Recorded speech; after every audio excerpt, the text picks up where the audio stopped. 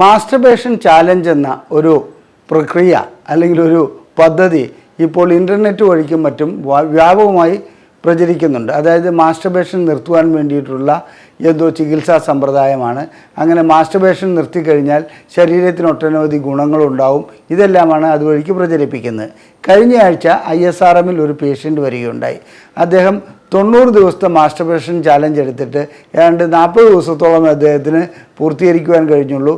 41ാമത്തെ ദിവസം അദ്ദേഹത്തിന് സ്വയംഭോഗം ചെയ്യേണ്ടി വന്നു. ഇതിൻ്റെ കുറ്റബോധം കൊണ്ട് മാത്രമല്ല വന്നിരിക്കുന്നത്, അദ്ദേഹത്തിന് ശീഘ്രസ്ഖലനം ഭാവിയിൽ ഉണ്ടാകാതിരിക്കുവാൻ വേണ്ടി ഈ ഏതെങ്കിലും രൂപത്തിൽ ഈ മാസ്റ്റർബേഷൻ ചാലഞ്ച് തുടരുവാൻ സാധിക്കുമോ, അതിനുള്ള മരുന്നുകൾ എന്തെങ്കിലും ഉണ്ടോ എന്നുള്ളതാണ് ഇദ്ദേഹം ചോദിക്കുന്നത്. വാസ്തവത്തിൽ എന്താണ് സ്വയംഭോഗം? സ്വയംഭോഗം കൊണ്ട് ഈ ശരീരത്തിന് വല്ല ദോഷവും ഉണ്ടാകുന്നുണ്ടോ? ലൈംഗികമായി വല്ല തകരാറുകളും ഉണ്ടാകുന്നുണ്ടോ? എന്താണ് ഇതിൻ്റെ യഥാർത്ഥ പ്രശ്നം? നാം ധരിച്ചു വച്ചിരിക്കുന്നത് എന്താണ്? ഇത്തരം ധാരണകളെക്കുറിച്ചും തെറ്റിദ്ധാരണകളെക്കുറിച്ചും ഞാൻ ഇന്ന് നിങ്ങളോട് വിശദമായി ചർച്ച ചെയ്യാം.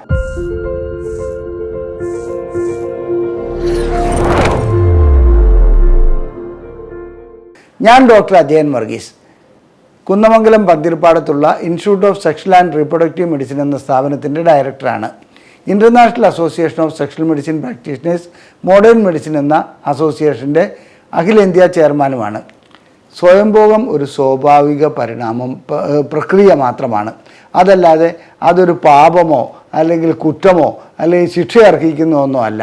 എന്നാൽ നമ്മുടെ കാലാകാലമായുള്ള ധാരണകളിൽ സ്വയംഭോഗം ചെയ്യുകയാണെങ്കിൽ ആരോഗ്യത്തിന് തകരാറുണ്ടാകുമെന്നും അതുപോലെ തന്നെ ഇതുകൊണ്ട് മറ്റ് ദോഷഫലങ്ങൾ ഉണ്ടാകുമെന്നൊക്കെയാണ് ധരിച്ചു വച്ചിരിക്കുന്നത്. ഇത് കാലാകാലമായി നാം ഇങ്ങനെ തലമുറ കൈമാറി കൊണ്ടുവരുന്നുവെന്ന് മാത്രം. ഏറ്റവും പ്രധാനപ്പെട്ട കാര്യം, സ്വയംഭോഗം ചെയ്യുകയാണെങ്കിൽ ലൈംഗിക ശേഷി കുറയും, അതുപോലെ തന്നെ ശീഘ്രസ്ഖലനം ഉണ്ടാകും, ഒരു ഭാര്യയെ തൃപ്തിപ്പെടുത്താൻ കഴിയില്ല എന്നൊക്കെയുള്ള ധാരണകളാണ്. ഒരടിസ്ഥാനവുമില്ലാത്ത വസ്തുതയാണ് ഈ സ്വയംഭോഗത്തെക്കുറിച്ച് അങ്ങനെയുള്ളത്. അതുകൂടാതെ മറ്റൊന്നെന്താണെന്ന് വെച്ചാൽ മുടി നരയ്ക്കും, അതുപോലെ തന്നെ ഇത് വരും, മാനസികമായ തകരാറുകൾ വരും. ഓരോ തുള്ളി ശുക്ലം നഷ്ടപ്പെടുമ്പോഴും ശരീരം ക്ഷീണിച്ച് മറ്റ് അവയവങ്ങൾക്ക് തകരാറുണ്ടാകും. ഇത്തരം ധാരണകളാണ്. സത്യം പറയട്ടെ, സ്വയംഭോഗം കൊണ്ട് ശരീരത്തിന് ഗുണമല്ലാതെ ദോഷമൊന്നും ഉണ്ടാകുകയില്ല. സ്വയംഭോഗം ചെയ്യുമ്പോൾ എന്താണ് സംഭവിക്കുന്നത്? സാധാരണഗതിയിൽ ലൈംഗിക ബന്ധത്തിൽ ഏർപ്പെടുമ്പോഴുണ്ടാകുന്നത് പോലെ തന്നെ എൻഡോർഫിൻ എന്ന ഒരു കെമിക്കൽ ബ്രെയിനിൽ നിന്നും പുറപ്പെടുന്നുണ്ട്. ഇത് ശരീരത്തിലെ രക്തചംക്രമണം കൂട്ടുന്നുണ്ട്, അതുപോലെ തന്നെ ശരീരത്തിന് വേണ്ട ഉന്മാദം നൽകുന്നുണ്ട്. ഇതുകൂടാതെ തന്നെ ശരീരത്തിൽ അസ്വസ്ഥതകളുണ്ടെങ്കിൽ അതിന് പരിഹരിക്കാൻ പറ്റുന്ന ഒരു എൻഡോജീനിയസ് ആയിട്ടുള്ള ഒരു മോർഫിൻ തന്നെയാണത്. ആ രീതിയിലുള്ള പ്രവർത്തനങ്ങളിലേക്ക് അത് വരുന്നുണ്ട്. മാത്രമല്ല പിരിമുറുക്കം, ഈ ലൈംഗികമായിട്ടുള്ള പിരിമുറുക്കം ഇല്ലാതാകുന്നു, മറ്റ് കാര്യങ്ങൾ ശ്രദ്ധ കേന്ദ്രീകരിക്കുവാൻ കഴിയുന്നു. എപ്പോഴും ഈ ലൈംഗികതയോടുള്ള അതായത് പ്രവണത ഇങ്ങനെ നിലനിൽക്കുകയാണ്. സ്വയംഭോഗം ചെയ്യുന്നില്ലെങ്കിൽ ആ രീതിയിലുള്ള ചിന്തകൾ മാത്രമേ വന്നുകൊണ്ടിരിക്കുകയുള്ളൂ. ബ്രെയിനൊരു റെസ്റ്റ് അവിടെ ലഭിക്കുന്നില്ല. സ്വയംഭോഗം ചെയ്യുന്നതുകൊണ്ട് ശരീരത്തിന് മറ്റു രീതിയിലുള്ള ദോഷങ്ങളുണ്ടാകും എന്നുള്ള ധാരണകൾ ഞാൻ പറഞ്ഞു കഴിഞ്ഞു. ഈ കൂട്ടത്തിൽപ്പെട്ട ഈ മാനസികമായിട്ടുള്ള തകരാറുണ്ടാകുകയല്ല, മാനസികമായിട്ടുള്ള ഉല്ലാസം, സന്തോഷം ലഭിക്കുകയാണ് ചെയ്യുന്നത്. പിന്നീട് സെക്ഷുവാലിറ്റി ഡെവലപ്പ് ചെയ്യുന്നതിന് സ്വയംഭോഗം നല്ലൊരു ഘടകമാണ്, അതായത് നല്ലൊരു പ്രവൃത്തിയാണ്. സ്വയംഭോഗം ചെയ്യുന്നതോടെ ലൈംഗികമായിട്ടുള്ള വളർച്ച ഉണ്ടാകുന്നുണ്ട്. തലച്ചോറിൽ ലൈംഗികതയെക്കുറിച്ചുള്ള സെൻറ്ററുകൾ കുറച്ചുകൂടെ ആക്റ്റീവ് ആകുന്നുണ്ട്. ഇനി സ്വയംഭോഗം ചെയ്യാത്ത വ്യക്തികളെ സംബന്ധിച്ചിടത്തോളം എന്തെങ്കിലും പ്രത്യേകിച്ച് ഒരു ഗുണമുള്ളതായി കാണപ്പെട്ടിട്ടില്ല. ശുക്ലം എന്തായാലും ഉണ്ടായിക്കൊണ്ടിരിക്കും, അതുപോലെ ലൈംഗിക ആഗ്രഹം എപ്പോഴും വന്നുകൊണ്ടിരിക്കും. അല്ലെങ്കിൽ നമുക്ക് എന്തെങ്കിലും തകരാറുണ്ടെങ്കിൽ മാത്രമേ സ്വയംഭോഗം ചെയ്യാനുള്ള പ്രവണത വരാതിരിക്കുകയുള്ളൂ. എന്നാൽ സെമിറ്റിക് മതങ്ങളിൽ, അതായത് ക്രിസ്ത്യൻ, ജൂത, മുസ്ലിം മതങ്ങളിൽ സ്വയംഭോഗം ഒരു പാപമായിട്ടാണ് കാണപ്പെടുന്നത്. അതിനെ ആ രീതിയിലാണ് വിശദീകരിക്കുന്നത്. മറ്റ് പല മതങ്ങളിലും ആയുർവേദത്തിലൊക്കെ എടുക്കുകയാണെങ്കിൽ ആയുർവേദത്തിലും സ്വയംഭോഗം കൊണ്ട് ഒത്തിരി ശാരീരികമായ ദോഷമുണ്ടാകുമെന്ന് പറയുന്നുണ്ട്. അതേസമയത്ത് പാപമായിട്ട് അത് കണക്കിലെടുക്കപ്പെടുന്നില്ല എന്ന് മാത്രം. സ്വയംഭോഗം ഒരു രീതിയിലും ശരീരത്തിന് ദോഷം ചെയ്യുന്നു എന്നല്ല. എന്നാൽ എവിടെയാണ് ശരീരത്തിന് ദോഷം ചെയ്യുന്നത്? ചിലർക്ക് ഇത് കമ്പൾസീവ് ഡിസോർഡറായി മാറാറുണ്ട്. കമ്പൾസീവ് ഡിസോർഡർ എന്ന് പറഞ്ഞാൽ ആവശ്യത്തിൽ കൂടുതൽ ഇങ്ങനെ സ്വയംഭോഗം ചെയ്തുകൊണ്ടേയിരിക്കുക, അത് ശരീരത്തിന് ദോഷം ചെയ്യും. അത് ഏത് പ്രവൃത്തിയാണെങ്കിലും അധികമായാൽ അമൃതും വിഷമെന്നാണല്ലോ പറയുന്നത്. ആ രൂപത്തിലേക്കുള്ള ഒരു ഇത് മാത്രമേ ഉള്ളൂ. പിന്നീട് സ്വയംഭോഗം ചെയ്യുന്നത് ഏതെങ്കിലും ഉപകരണങ്ങൾ ഉപയോഗിച്ചാണെങ്കിൽ ആ ഉപകരണങ്ങൾ വേണ്ടത്ര ഇല്ലാത്തതാണെങ്കിലോ അതുപോലെ തന്നെ അത് ക്ഷതമേൽപ്പിക്കുന്നതാണെങ്കിൽ തീർച്ചയായിട്ടും സ്വയംഭോഗം ചെയ്യുകയാണെങ്കിൽ പ്രോബ്ലംസ് ഉണ്ടാകാറുണ്ട്, പ്രശ്നങ്ങൾ ഉണ്ടാകാറുണ്ട്. അത് ആ രീതിയിൽ അതിനെക്കുറിച്ച് ബോധവാന്മാരാക്കുകയാണ് വേണ്ടത്, അല്ലാണ്ട് സ്വയംഭോഗം ഇല്ലാണ്ടാക്കുകയല്ല ചെയ്യേണ്ടത്. പിന്നീട് സ്വയംഭോഗം വേറൊരു രൂപത്തിലുണ്ട്. കമഴ്ന്ന് കിടന്നിട്ട് ചില കുട്ടികൾ റബ്ബ് ചെയ്യുന്ന അവസ്ഥ വരുന്നുണ്ട് ബെഡിലേക്ക്. അങ്ങനെ റബ്ബ് ചെയ്യുന്ന വ്യക്തികളെ സംബന്ധിച്ചിടത്തോളം അതിനോട് അഡിക്ഷൻ വരികയും വിവാഹം കഴിയുന്ന സമയത്ത് ഭാര്യയുമായി ബന്ധപ്പെടാൻ കഴിയാത്ത ഒരു അവസ്ഥയിലേക്ക് അവർ പോകാറുണ്ട്. അതല്ലാതെ സ്വയംഭോഗത്തിന് ആ രീതിയിലുള്ളൊരു തകരാറ് കാണപ്പെടുന്നു, വേറൊരു രീതിയിലുള്ള തകരാറും കാണപ്പെടുന്നില്ല. നോർമലായിട്ട് സ്വയംഭോഗം ചെയ്യുന്ന വ്യക്തികളെ സംബന്ധിച്ചിടത്തോളം അവിടെ ഒരു പ്രശ്നവും ഉടലെടുക്കുന്നില്ല. എന്നാൽ ചില വ്യക്തികളിൽ അവർക്ക് ഭാര്യമാരിൽ നിന്ന് ലഭിക്കുന്നതിനേക്കാൾ കൂടുതൽ അനുഭൂതി അവരുടെ മനോരാജ്യം വഴിക്ക്, അവരിങ്ങനെ സങ്കല്പം വഴിക്ക്, അവർക്ക് സ്വയംഭോഗം വഴിക്ക് ലഭിക്കുന്നുണ്ട്. ഇത്തരം വ്യക്തികൾക്ക് വിവാഹ ശേഷം ചികിത്സ ചിലപ്പോൾ ആവശ്യമായി വരാറുണ്ട്. അവരെ സംബന്ധിച്ച് സ്ത്രീകളോടുള്ള താല്പര്യം തീരെ ഉണ്ടാകില്ല. അവരുടെ ബിഹേവിയർ ആ രൂപത്തിൽ പരിണമിച്ചിരിക്കുകയാണ്. അവരെ സംബന്ധിച്ചിടത്തോളം സ്വയംഭോഗം മാറ്റി ലൈംഗിക ബന്ധത്തിലേക്ക് കൊണ്ടുവരികയാണെങ്കിൽ അതിനൊരു പരിധി വരെ പരിഹാരമുണ്ടാക്കാൻ കഴിയും. എന്നിരുന്നാലും ചില വിവാഹിതർ ലൈംഗിക ബന്ധത്തെക്കാൾ കൂടുതൽ അനുഭൂതി സ്വയംഭോഗത്തിൽ ലഭിക്കുന്നതായി കാണപ്പെടാറുമുണ്ട്. ഇതിന് ഒരു രൂപത്തിലാണെങ്കിലും മറ്റൊരു രൂപത്തിലുള്ള ചികിത്സയും ആവശ്യമാണ്. ഇനി എത്രാമത്തെ വയസ്സിലാണ് മനുഷ്യൻ സ്വയംഭോഗം ചെയ്യുന്നത്? അത് ഗർഭപാത്രത്തിലുള്ള കുട്ടികൾ പോലും സ്വയംഭോഗം ചെയ്യുന്നതായി കണ്ടുവരുന്നുണ്ട്. അതിനുശേഷം ഫാലിക് സ്റ്റേജ് എന്ന് പറഞ്ഞൊരു 3 വയസ്സ് മുതൽ 6 വയസ്സ് വരെയുള്ള സ്റ്റേജുണ്ട്. ആ സ്റ്റേജിൽ സ്വയംഭോഗം ചെയ്യുന്നതായി കാണുന്നുണ്ട്. അത് വളരെ തീവ്രമായിട്ടുള്ള സ്വയംഭോഗമാണ് ഫാലിക് സ്റ്റേജിൽ കാണപ്പെടുന്നത്. 3 വയസ്സ് മുതൽ 6 വയസ്സ് വരെയുള്ള കുട്ടികളെ ശ്രദ്ധിക്കുകയാണെങ്കിൽ അവരുടെ കൈകൾ എപ്പോഴും ജനനേന്ദ്രിയത്തിലേക്ക് പോകുന്നത് കാണാം. പെൺകുട്ടികളാവട്ടെ ആൺകുട്ടികളാവട്ടെ. അതുപോലെ തന്നെ ലൈംഗികമായിട്ടുള്ളൊരു തീവ്ര അനുഭൂതി ഉണ്ടാകുന്ന ഒരു പ്രായമാണത്. 6 വയസ്സിന് ശേഷം പിന്നെ അഡോളസെൻ്റ് പ്രായത്തിലേക്ക് വരുമ്പോഴാണ് കൂടുതലായും സ്വയംഭോഗത്തിലേക്ക് വരുന്നത്. അങ്ങനെയുള്ള അവസ്ഥകൾ എല്ലാ വ്യക്തികളിലും തന്നെ കാണപ്പെടുന്നുണ്ട്.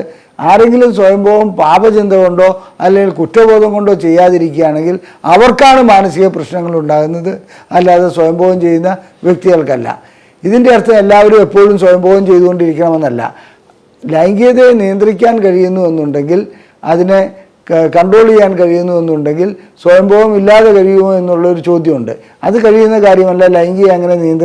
ലൈംഗികത അങ്ങനെ നിയന്ത്രിക്കാൻ പറ്റുന്ന ഒരു കാര്യമല്ല. പിന്നെ സ്വയംഭോഗം കൊണ്ട് ലഭിക്കുന്ന മറ്റൊരു ഗുണം എന്താണെന്ന് വെച്ചാൽ ഈ സെക്ഷൽ ക്രിമിനൽ ടെൻഡൻസി കുറേയധികം കുറയുന്നുണ്ട്. അതായത് റേപ്പ്, മറ്റ് ഒളിഞ്ഞു നോട്ടം, ഇങ്ങനെയൊക്കെയുള്ള കാര്യങ്ങളൊക്കെ ഒരു പരിധി വരെ സ്വയംഭോഗം ചെയ്യുന്നതുകൊണ്ട് നിയന്ത്രിക്കാൻ കഴിയുന്നുണ്ട്. ഇനി ഇത് പാപമാണെന്നുള്ള ഒരു ചിന്ത നമ്മളിൽ വന്നിരിക്കുന്നതിന് ഞാൻ നേരത്തെ സൂചിപ്പിച്ചു, കാലാകാലമായി നമ്മളിൽ ഇത് അടിഞ്ഞുകൂടിയിട്ടുണ്ട്. ആ അടിഞ്ഞുകൂടിയിരിക്കുന്നത് തലമുറ കൈമാറി ഇങ്ങനെ വരുന്നതുമാണ്. അങ്ങനെയുള്ളൊരു പാപചിന്ത ഉള്ളതുകൊണ്ട് ചില പുരോഹിതന്മാർ സ്വയംഭോഗത്തെക്കുറിച്ച് കടുത്ത പാപം ലഭിക്കും, അങ്ങനെ ആ ശിക്ഷ ലഭിക്കും, ഈ ശിക്ഷ ലഭിക്കും എന്നൊക്കെ പറയുന്നതോടുകൂടി ഭയചകിതരായി സ്വയംഭോഗം ചെയ്യുമ്പോൾ വീണ്ടും കുറ്റബോധം ഉണ്ടാകാറുണ്ട്. എൻ്റെ അനുഭവത്തിൽ ചില പുരോഹിതന്മാർ പോലും സ്വയംഭോഗം ചെയ്യുകയും അവരുടെ വിശ്വാസികളെ സ്വയംഭോഗം ചെയ്യരുതെന്ന് ഉത്ബോധിപ്പിക്കുകയും ചെയ്യുന്ന അവസ്ഥ കണ്ടുവരുന്നുണ്ട്. വാസ്തവത്തിൽ എന്താണ് ഇതിന് പരിഹാര മാർഗമെന്നുള്ളത് നമുക്ക് മതപരമായ കാര്യങ്ങളിൽ നമ്മൾ ഇടപെടുന്നത് ശരിയല്ല. അത് മതപരമായ വിശ്വാസം അങ്ങനെ പോകട്ടെ. പക്ഷേ സ്വാഭാവികമായിട്ടും നാം കണക്ക് എടുക്കുകയാണെങ്കിൽ എല്ലാ വ്യക്തികളും തന്നെ, അത് വിശ്വാസിയാവട്ടെ അവിശ്വാസിയാകട്ടെ, സ്വയംഭോഗം ചെയ്യുന്നതായി കാണാം. അതിൻ്റെ തെറ്റുകുറ്റങ്ങളെക്കുറിച്ച് ഇവിടെ ഞാൻ പറയുന്നില്ല. ശാരീരികമായി ഇതിന് ഗുണമേ ഉള്ളൂ, ലൈംഗികമായി ഇതിന് ഗുണമേ ഉള്ളൂ. അതല്ലാതെ അമിതമാകുന്നില്ലെങ്കിൽ, അതായത് ഒരു കമ്പൾസറി ഡിസോർഡർ ആകുന്നില്ലെങ്കിൽ സ്വയംഭോഗം നല്ലൊരു കാര്യമാണ്. പിന്നെ ഈ മാസ്റ്റർബേഷൻ ചാലഞ്ച്, ഈ ചാലഞ്ച് കൊണ്ട് എടുത്തു പറയത്തക്ക എന്ത് ഗുണമാണ് ലഭിക്കുന്നതെന്ന് എനിക്ക് മനസ്സിലാകുന്നില്ല.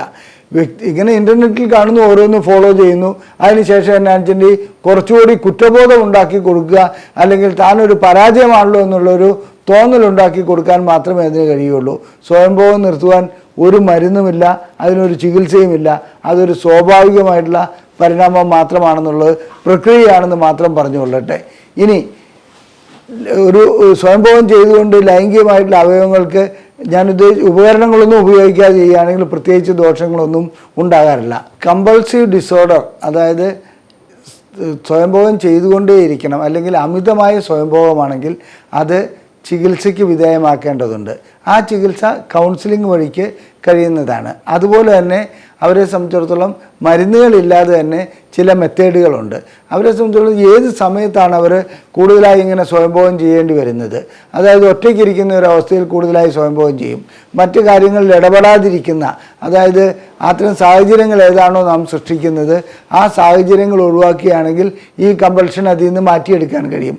അത് അത്ര എളുപ്പമുള്ള കാര്യമല്ലെങ്കിൽ കൂടി അവരെ സംബന്ധിച്ചിടത്തോളം അതായത് ഏതെങ്കിലും കുടുംബകാര്യങ്ങളിൽ ഇടപെടുക, അതുപോലെ തന്നെ മറ്റ് വായനയിൽ ഏർപ്പെടുക, പിന്നെ നീലച്ചിത്രങ്ങൾ കാണാതിരിക്കുക. പ്രത്യേകിച്ച് നീലച്ചിത്രങ്ങൾ കാണുകയാണെങ്കിൽ സ്വയംഭോഗം ചെയ്യാനുള്ള പ്രവണത കൂടി വരും.